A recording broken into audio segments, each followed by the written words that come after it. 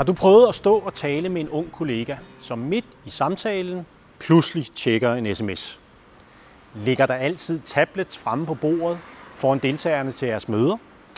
Og bliver du måske stadig en lille smule forarvet, når en kollega er på Facebook i arbejdstiden? Tja, en ny digital virkelighed har ramt dig. Og en helt særlig generation af mennesker er blevet voksne og er nu på vej ud på arbejdsmarkedet. De digitale indfødte.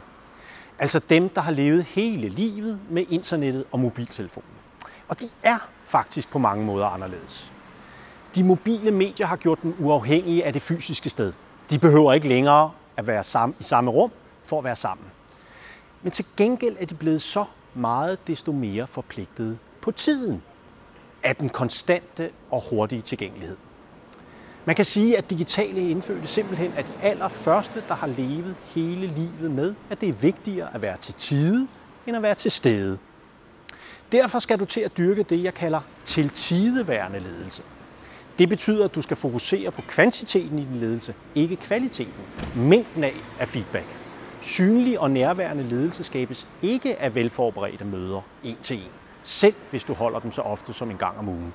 Og årlige muser er fuldstændig meningsløse. Hvis du skal være nærværende i din ledelse, kræver det frekvens, ikke fortrolighed. Tiltideværende ledelse betyder også en anden måde at motivere og fastholde på. Normalt tilbyder du måske din unge medarbejder, at hun om et halvt år kommer på et lederkursus. Om halvandet år er hun så teamleder. Og om 3 år er planen så, at hun er blevet mellemleder på et højere niveau.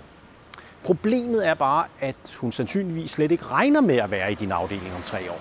Så det du reelt siger til hende er, at her har du en belønning, som du ikke får.